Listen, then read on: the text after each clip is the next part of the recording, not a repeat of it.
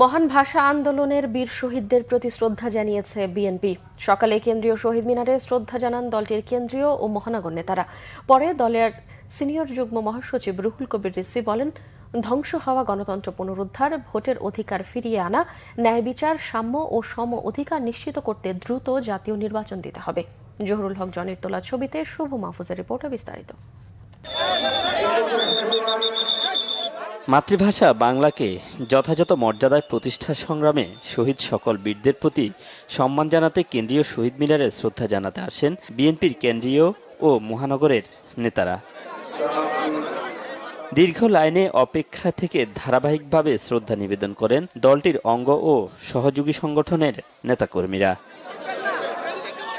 শ্রদ্ধা নিবেদন শেষে বিএনপির সিনিয়র যুগ্ম মহাসচিব রুহুল কবির রিজভী বলেন, মুক্তিযুদ্ধ থেকে শুরু করে প্রতিটি আন্দোলনে ২১-এর প্রেরণা রয়েছে।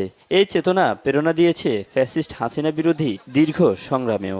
যে ১৭ বছর জনগণের কাঁধের উপর ভয়ঙ্কর অত্যাচার করে তিনি রাষ্ট্র ক্ষমতা দখল করেছিলেন, সেই রক্ত পিপাসু আওয়ামী ফ্যাসিবাদের জননী শেখ হাসিনা পালিয়ে যেতে বাধ্য হয় ২০২৪ সালের ৫ই আগস্ট। সুতরাং এগুলো সব কিছুতেই ২১শে ফেব্রুয়ারি আমাদেরকে প্রেরণা জুগিয়েছে। ধ্বংস হওয়া গণতন্ত্র ও মানুষের হারানো ভোটের অধিকার ফিরিয়ে দ্রুত নির্বাচনের বিকল্প নেই বলে মনে করেন বিএনপির এই নেতা। আগে স্থানীয় সরকার না পরে জাতীয় সংসদে এই বিতর্কে অন্তর্বর্তীকালীন সরকারের আমার মনে হয় এই বিতর্কে অংশগ্রহণ করা উচিত নয়, বরং এই সরকারকে জনগণের ক্ষমতা জনগণকে ফিরিয়ে দিতে হবে। জনগণ তারা নিরপেক্ষ ভোটের মাধ্যমে যে সরকার গঠন করবে, তারাই নির্ধারণ করবে যে স্থানীয় সরকার নির্বাচন বা অন্যান্য কি নির্বাচন, সে নির্বাচন কখন হবে।